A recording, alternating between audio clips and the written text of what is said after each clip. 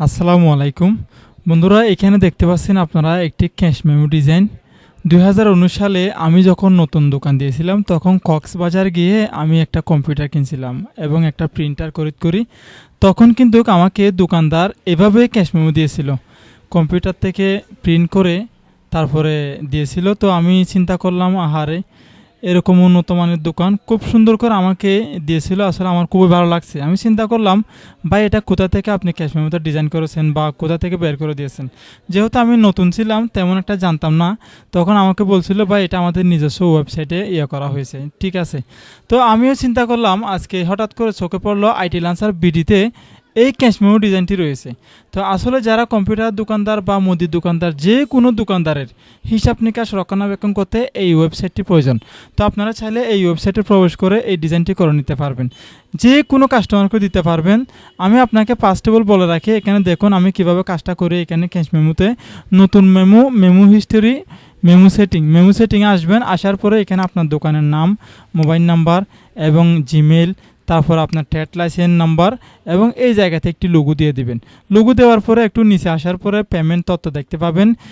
Mobile নম্বর দুইটা দিলাম, বিকাশ নগদ নাম্বার, ব্যাংক নাম্বার থাকলে দিবেন। আর এখানে দেখেন আইএনবি, ঠিক আছে, ইনভয়েস বিলটা এই জায়গাতে এভাবেই থাকবে, নাড়াছাড়া করতে হবে না।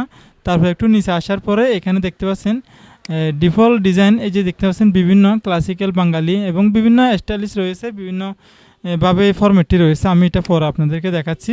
এখানে ট্যাক্স রং হয়েছে কালো এবং আকৃতি হচ্ছে ডিজাইন।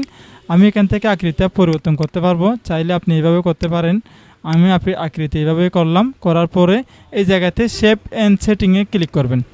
তো আমি এখানে সেটিংটা শেপ করে নিলাম, আমার সেটিংটা শেপ হয়ে গেছে। আবারও এখানে আমি নতুন মেমোতে ক্লিক করলাম। ক্লিক করার পর আমার ফরম্যাটটা কিন্তু এখানে এভাবে আসবে। তো বন্ধুরা, এখানে খেয়াল করে দেখুন আইএনবি এই জায়গাতে 3টা জিরোর পর একটা 1 রয়েছে। আমি যতগুলো ক্যাশ মেমো বের করব, প্রত্যেকটি ক্যাশ মেমোর পরে সিরিয়াল বাই হয়ে যাবে। যেহেতু এখানে 1 নম্বরে একটা হয়ে গেছে, পরবর্তী ধাপে 2 নম্বর আসবে। তারপর এখানে অটোফিল হয়ে যাবে তারিখটা। এখানে দেখছেন 18 আগস্ট 2026। এখানে আমি কাস্টমারের নাম দেবো, এখানে মোবাইল নাম্বার দেব, এখানে গ্রাহকের ঠিকানা দিব কাস্টমারের। তারপরে এই জায়গাতে দেখছেন আমি যেগুলো লিখতেছি সেগুলো কিন্তু এই জায়গাতে ক্যাশ মেমোর ফরম্যাটে কিন্তু লেখাটা উঠতেছে।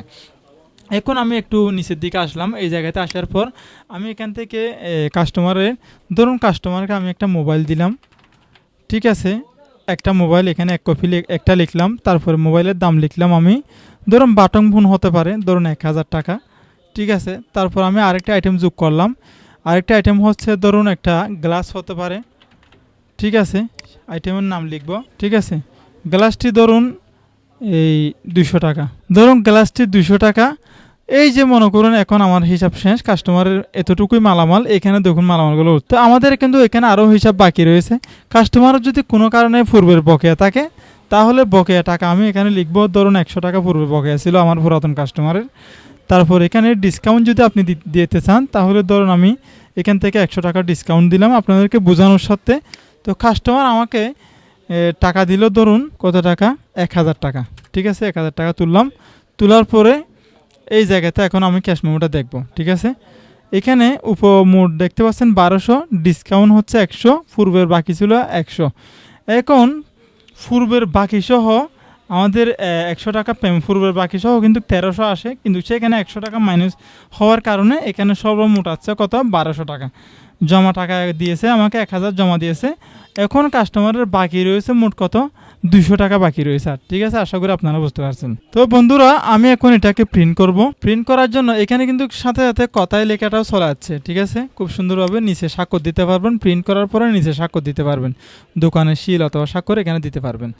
আমি প্রিন্ট করতে চাইলে এইখানে দেখুন, আপনি চাইলে এটাকে শেপ করতে পারেন। আমি শেপ করে রাখে দিলাম, পরবর্তী সময় লাগতে পারে কাজে। শেপ হয়ে গিয়েছে।